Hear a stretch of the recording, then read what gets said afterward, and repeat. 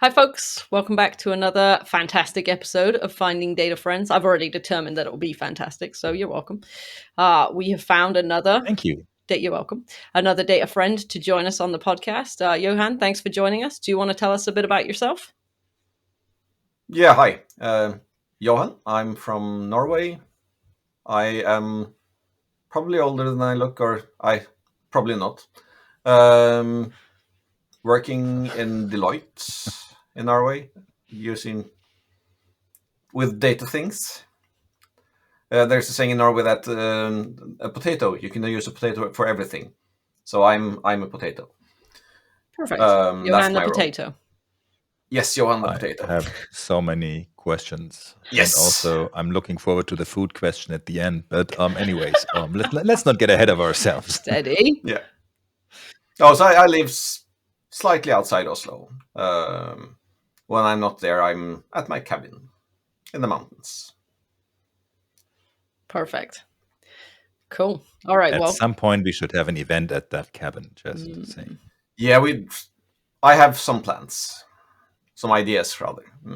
Amazing. I had a great time when we were in Oslo last year, so I'm excited for a cabin adventure. Perfect. Should be fun. Okay, well, let's get back to the agenda, because this is a very serious podcast and we have an agenda to follow. But the first question is, what is your favorite data thing? I think I've thought about it, and I think I'll have to say it is the fact that things are changing all the time, so I always have to learn some new stuff. Because I'm my session eyes profile is chronically curious. And that's true. I like that. Fair. This is definitely the right field to be in, to be chronically curious, right? Things are never still. Johan, the chronically curious potato. Yes, the curious potato. It's the problem is, of course, when people start talking about movies and TV series and stuff, I just go blank because I'm busy playing with data stuff. Perfect. So yeah. So last week's guest told us that she used to watch movies and TV shows actually while working. So maybe that would be a good opportunity. I don't have the attention span to do that, or processing power, or whatever. Yeah, I feel the same. I feel like I'd just be like, and I'd be watching the movie, you know. Yeah, it's like, it's interesting. What did you say? Mm-hmm. Yeah, exactly. So, it's just my movie on my other screen. Yeah. Yeah. Exactly. Or if it was scary, you'd be like jumping on a meeting. Yeah, I don't think this would work for me. No, it's I'm too single processor kind of guy, so it's yeah, totally. So what is the latest? The problem is, me too, but also at the same time, I try to do multiple things at once, which usually does not work out too well. But maybe you're like iPhone's multiprocessing, so you do one thing at a time, but everything else is loaded into memory or something. Yeah, pretty much. It just freezes and potentially crashes depending on how that specific part of my thought process is panned out. So, as long as it doesn't catch fire. True. Getting back to what we were actually focus. If my thought process in my iPhone single processor thingy in my brain catch fire, I will always ask a professional and not move the seat myself. Getting back to what we were originally talking about, the world of the ever-changing field of data. I'm going to say I agree that it is a great thing, and at the same time, it can be super frustrating at times. Because sometimes I'm not talking about BDC because that's an entirely different thing. But just thinking about all the stuff that is happening around Fabric right now, and all the stuff that has only fairly recently come out before Fabric and is now already outdated again. Especially when you're like actually all three of us a consultant. Like, yeah, that's true, dear customer. About 6 months ago, I told you that this is the way to go from now on. Things have changed. Psych! I mean, come on, that was like 6 months ago. That's not supported anymore. What you're talking about? You just implemented that Yeah, but project and you're like, oh, but how about this thing? Yeah, It's I even actually got shinier. caught on that one. I was advising a client on what was it, Snowflake versus Synapse back in the day, and first we had a discussion, and I was very pro Snowflake, and then I had seen something from Microsoft, and the next meeting we were more like, "Well, Synapse is really really good," and they were, "That's not what you said last week or 3 weeks ago." But I just told them I had a presentation, and the vision changed, so I liked the vision, even though yes, I'd still like the vision of Synapse. The result is still crap. But I think it's the most important thing is not to just jump on the next shiny. It's trying to see the patterns and say, okay, yes, I recommend this to 6 months ago, and it's still a very good product or a very good solution. However, there are some new things in, but I don't think it's for you right now.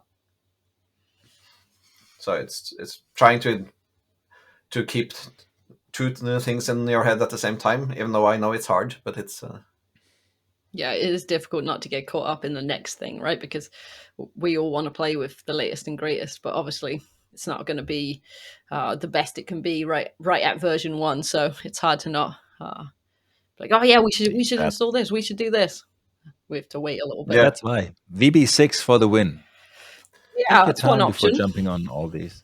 Yeah, but it's like things can move quite slowly. I was working on a project as a solution architect or an architect and advisor back in 2021, and then I went off it again after a year, and they were still in the planning phase, and now they're implementing. So 3 weeks on, 3 years on, and it's now in production. But I mean, it still works. It's a nice solution, but it's might not have been what I would have chosen today. Yeah, but But because if you things choose take it time to today, implement. yeah, Yeah, exactly. If you choose it today, in 3 years, you would be like, oh, change it again. yeah. But it's good to keep in mind that things might move slowly. So even though there are something new shiny coming up, it's better to go for something that's proven, um, unless it's completely out of date. But that's something else. Yeah. Sure. Not that I haven't had people, as in customers, go live with a product that was already end of life by the time they went live with it because the project just went too long. Not our part of it, but especially if you're doing like a full switch of whatever they're doing, going from some old legacy system to some newish ERP. Well, so yeah, Yeah. many of the and that's not just for the data world, but so much technology is moving at a way faster pace than customers could ever follow, and that's great. And yeah, like I said, in part frustrating at the same time. Guess it's part of the game. True story. But at the same time, we're now going back to treating everything as files, even though that was what we did in the 70s, or they did in the 70s. I was still running around in diapers. Okay, in the how early old 70s. are you? Now we have to ask. I mean, now I'm I'm confused. I'm And you born in can't ask the 71. guest that. I'm 52 and a half. Or 52 and 7 months, actually, yes. Interesting. It might be a cultural thing because I stopped adding the and a half and a quarter and X month at a certain age, but Yeah, it's an age is just a number, you know. true story. I mean, I Yes. will be in Oslo soon for Fabric February, so I will just ask a couple of random people how old they are just to build some baseline and statistics on will I think people you will give notice me that most. a something months to it or No, just a I year? think those you will notice that it's around usually people less than 10 years old who will do that. Still, yeah. Okay, very good. And if you get punched in the face, this is on you. And how old are you? Well, I will start every single question with Jess wants to know. Great. Thanks, friend. Maybe they will still have you as a punching bag as a proxy. Most excellent. Most excellent. I like that. So,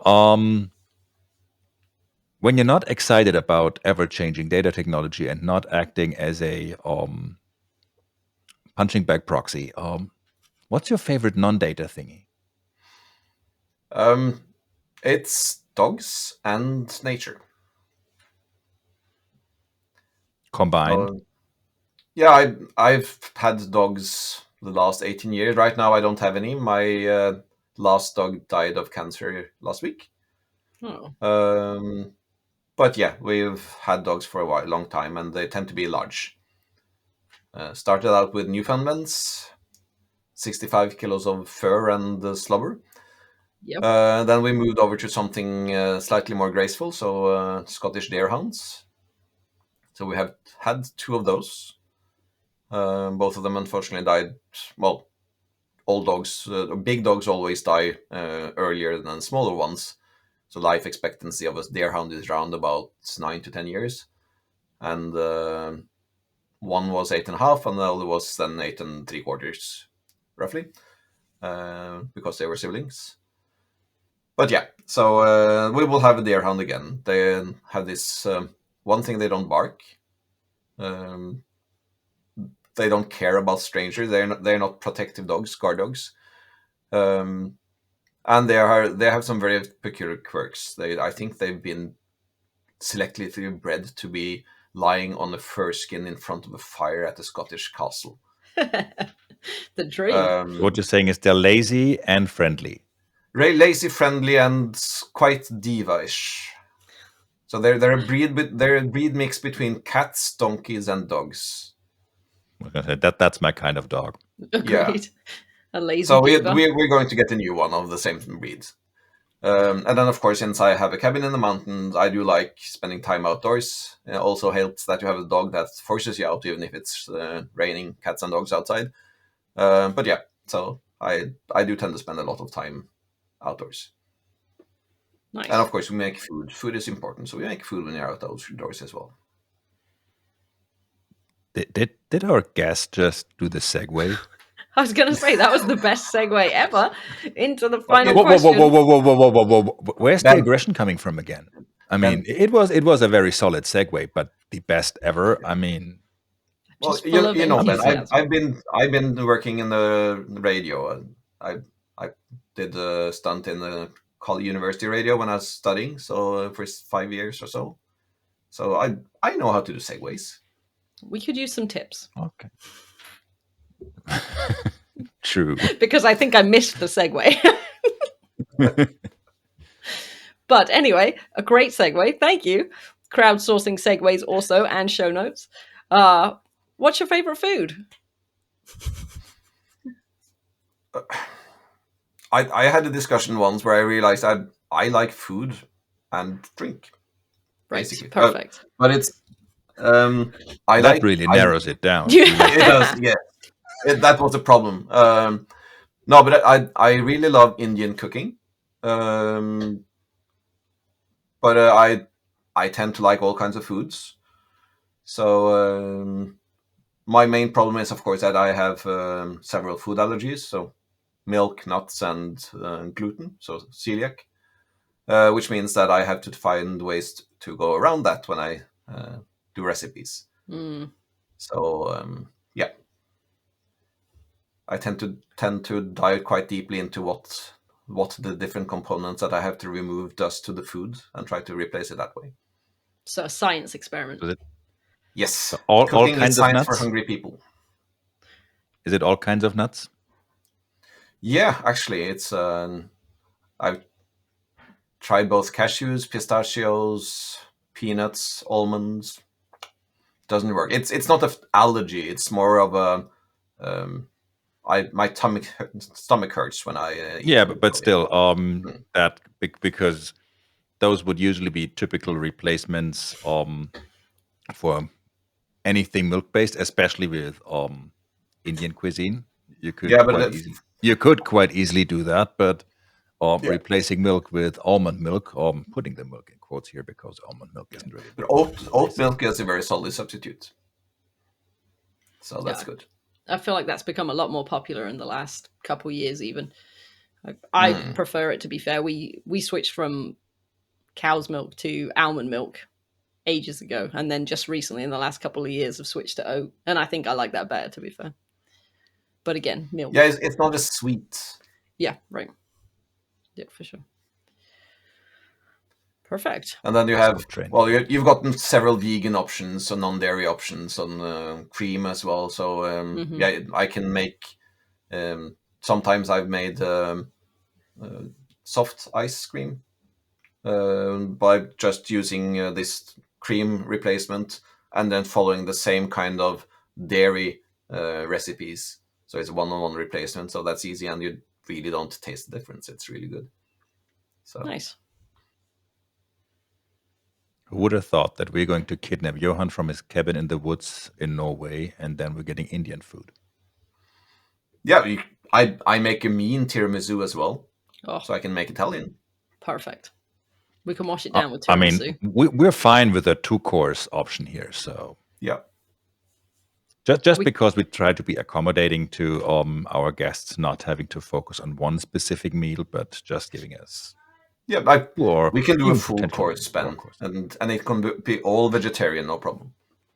Nice. Perfect. Works for me. Jess, Yep. you're in? Oh, always. Yeah, you had me at food. True story. See? Another Well, person that likes food. Yeah. I mean, usually with Jess, it helps if you add cheese and butter to the mix, which It's a I bit hard. understand becomes more complicated, but let's stick to food for now. Yeah.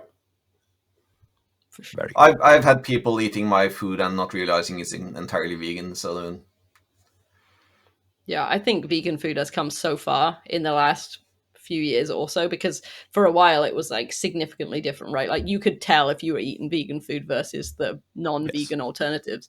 And I feel like now restaurants have done such a better job of just cooking yeah, with I mean, like more natural things maybe, but yeah, it just tastes the same. Just tastes as good. yeah, 5 years ago you would have people offering just pure salad as the Yeah, vegan option. totally. With some bits scraped off probably, right? Yeah.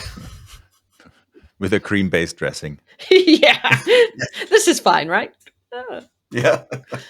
Yeah.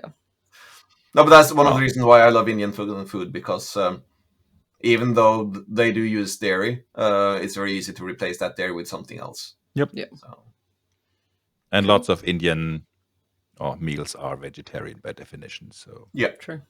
there's that. All right. I'm hungry. Always. So, well, always there's also that. I gotta go find some food, and that means I'm gonna ditch y'all. So with that, well, 15 minutes are over anyway. Johan, thank you so much for joining us today. Thank you for making us hungry. Thank you, Jess. Thanks, everybody. And we see you all next week with another new friend. Bye. Bye, folks. Bye.